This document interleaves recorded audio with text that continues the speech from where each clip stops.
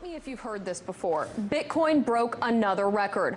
Thursday, the digital currency topped $4,500 in trading, which means it's doubled in price in the past month alone. That's huge. And since the concept of cryptocurrency is still so new, many people see growth like this and want to compare it to a fiat currency, wondering when the bubble might burst. Cybersecurity expert John McAfee says this type of thinking is a mistake. He joins me now. John, why do you think the word bubble cannot be applied to Bitcoin? Well, first and foremost, Bitcoin is not a fiat currency. It costs over $1,000 to create a Bitcoin today in electricity and computing costs. Second, the value of Bitcoin is linked to the number of users and the number of transactions. It is not a speculative investment, even though it is being used as such by many people. As the Bitcoin network grows, the value of Bitcoin grows. As people move into Bitcoin for payments and receipts, they stop using US dollars, euros, Chinese yuan, which in the long term devalues these currencies. So what you're seeing is more of a currency devaluation than a bubble in Bitcoin. As more people use it, it has more intrinsic value. And again, the cost of producing a Bitcoin increases with the value of the Bitcoin. So this is not something that we're pulling out of thin air. This is something that's created with massive amounts of electricity and computing power.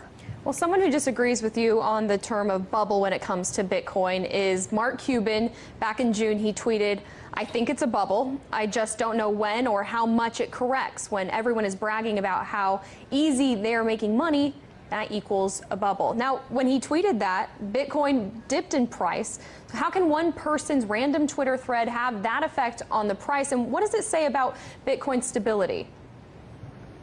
Well, it says nothing about Bitcoin stability.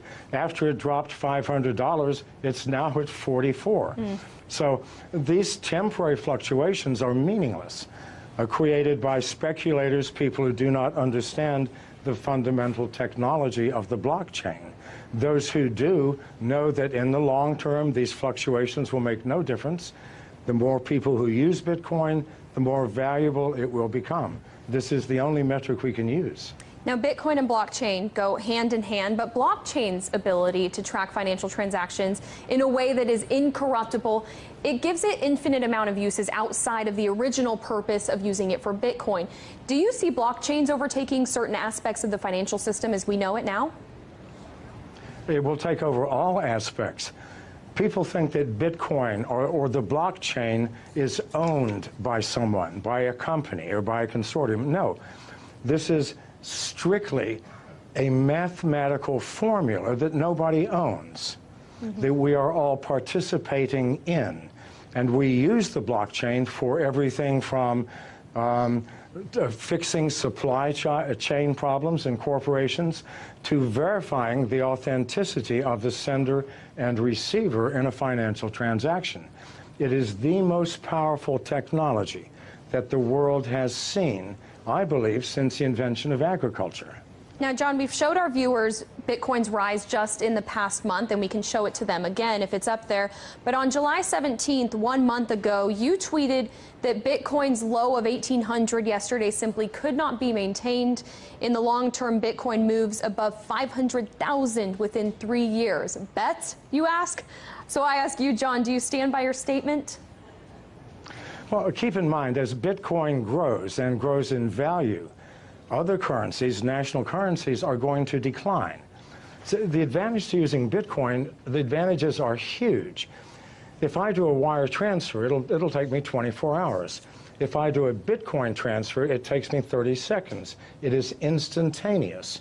I know people who do not use any other currency now other than Bitcoin. They buy their houses, their cars, everything using Bitcoin by connecting to other users who sell the things that they need. As more and more people use this, what will happen to national currencies? They will obviously devalue. They have to.